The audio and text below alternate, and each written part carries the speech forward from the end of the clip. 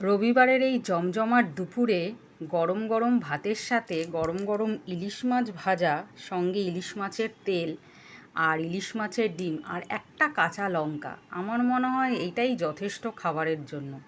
দুপুরের মধ্যাহ্নভোজে আমাদের এই খাবারটা থাকলে পাতে, আমার মনে হয় সবার মন খুব খুশি হয়ে যায়।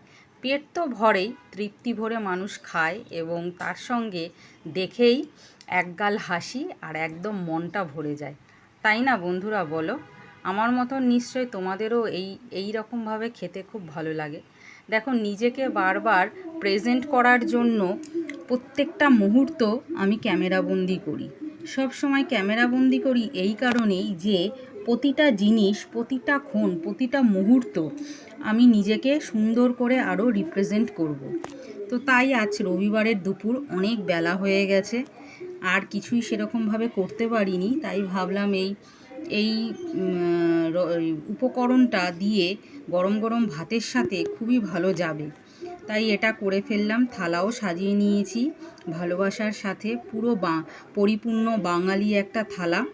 তার সাথে আছে দেখো পাট শাক, চিংড়ি মাছ দিয়ে আজ পাট শাক বানিয়েছি, চিংড়ি মাছ দিয়ে, পেঁয়াজ দিয়ে, রসুন দিয়ে, কাঁচা লঙ্কা চিড়ে, কালো জিরা ফোড়ন দিয়ে। আর তার সাথে করে নিয়েছি আমি চিকেন। রবিবার তো চিকেন থাকেই, প্রত্যেক রবিবারেই আমার বাড়িতে চিকেন হয়। বাচ্চারা মাটনটা অতটা ভালো খায় না, তাই আমি চিকেন করি। আর চিকেনটা আজকে সাধারণ করেছি, একদম পাতলা লাল লাল মুরগির ঝোল।